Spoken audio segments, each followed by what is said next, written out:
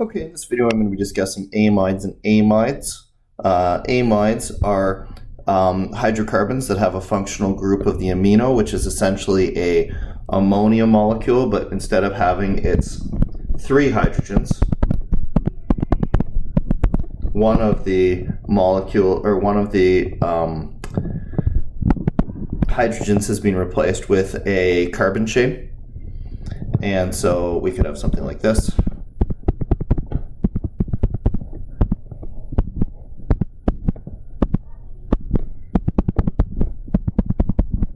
Where one of the hydrogens has been replaced with a propane or propyl group.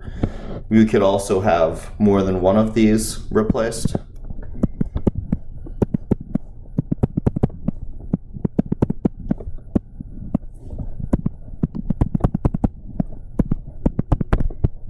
And it's still considered an amide.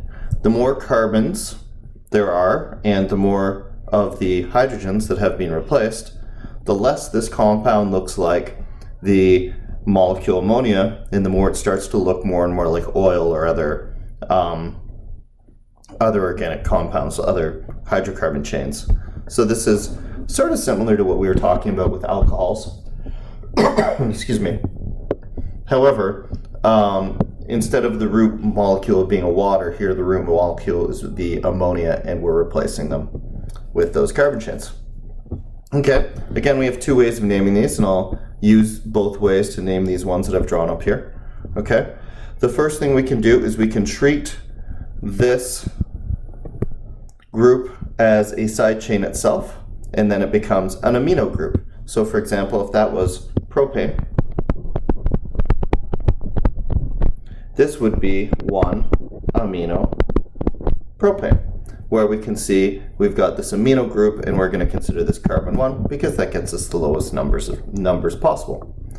Here, when we do that, we can also treat these other groups that might be on our carbon chain as side chains, but here we indicate their location on the overall molecule as N instead of a number because they're existent on the nitrogen.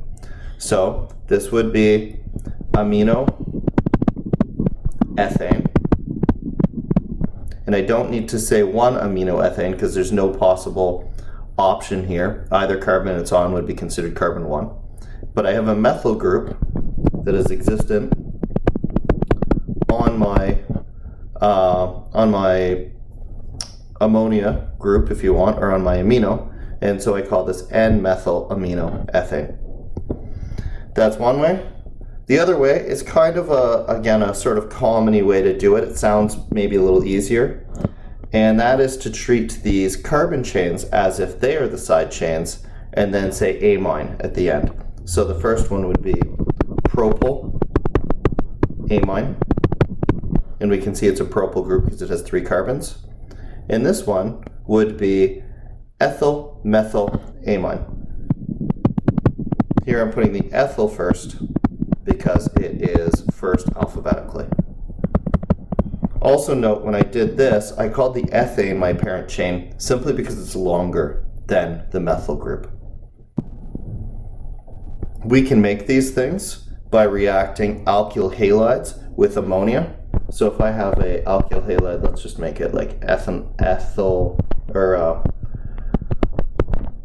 1-iodo, or I don't even have to say 1-iodoethane, like this, and I react that with ammonia.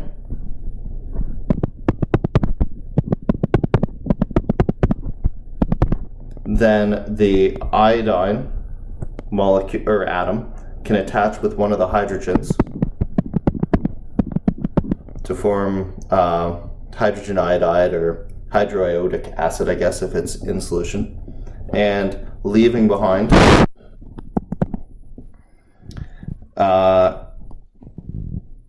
aminoethane, I guess is the proper name for that.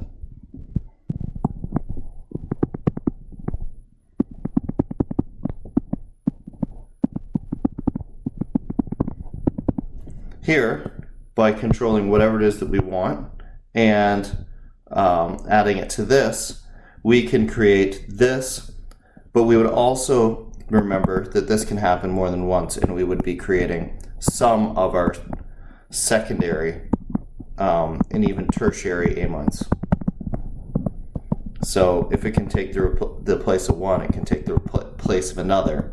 And so we're inadvertently going to be getting some of this stuff as well. Just a little definition thing here. If we replace one hydrogen with a carbon chain, we call it a primary amine. If we replace two hydrogens with carbon chains, we consider it a secondary amine.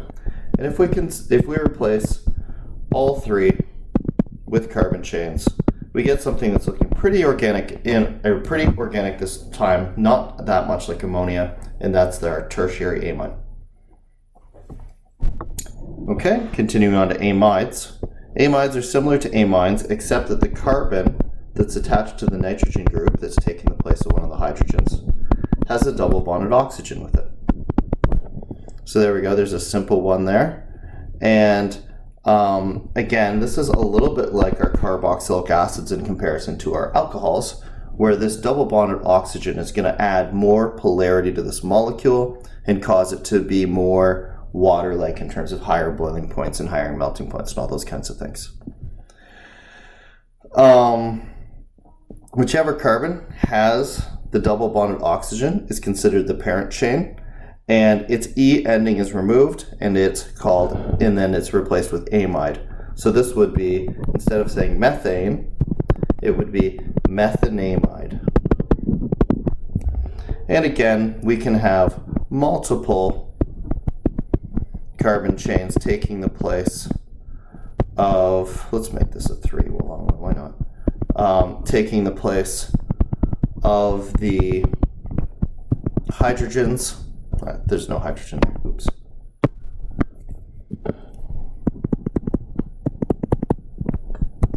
And if we did that, what we would do is we would treat those secondary things as side chains on the location N. So that would be N-ethyl. And then that's 1, 2, 3, so that is propanamide.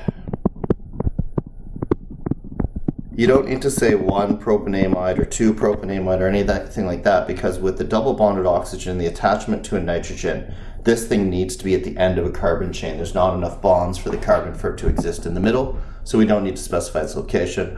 Although if we were adding extra side chains like we did in the past, we would call this carbon 1, carbon 2, and carbon 3. We do have to number starting at the double bonded carbon, just as we did before. Amides are similar to esters in the way that you make them. So if you recall, when we were trying to make an ester, we took a carboxylic acid and we reacted it with an alcohol.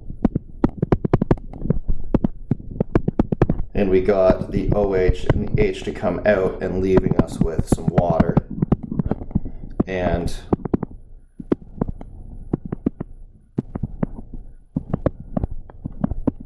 our ester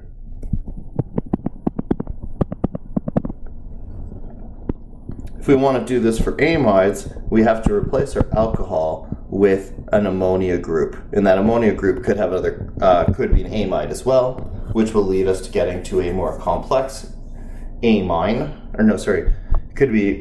or amine group, which will lead us to a more complex amide when it's finally produced, but that really depends on what it is we're trying to create. So for the heck of it, why don't we think about, we're going to try to make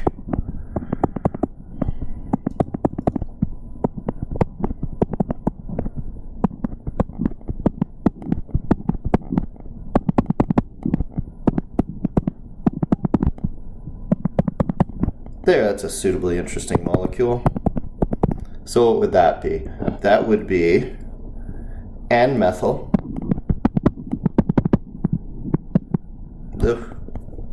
Skipping all kinds of letters here. N-methyl. 1, 2, 3 chloro.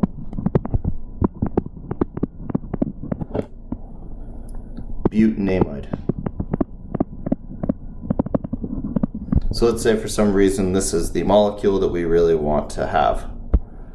Well, for my carboxylic acid group, I need to have essentially this, but I need to replace my amino group with OH. So I got C-C-C-C,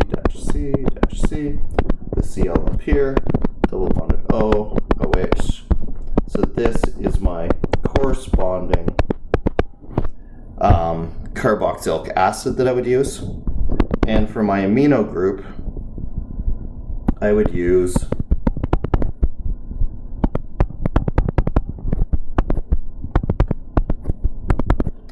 amino methane.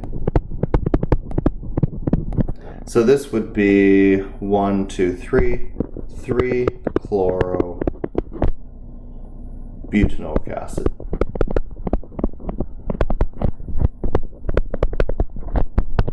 So if I did that, I got all these compounds set up nice, all tailored to the reaction that I want, and then I could get this water to come out. It would leave me with the amide that I'm interested in. And once again, not to focus too much on reaction conditions, but to get water to come out, one of the main ways that we've talked about is using concentrated H2SO4. Okay, so that's amides. I didn't really get into applications of them. This is a lot of stuff associated with biological compounds and functions in living things. Again, I'm going to leave that to your biology teacher. I've just gone through how to name them properly and how to make them chemically.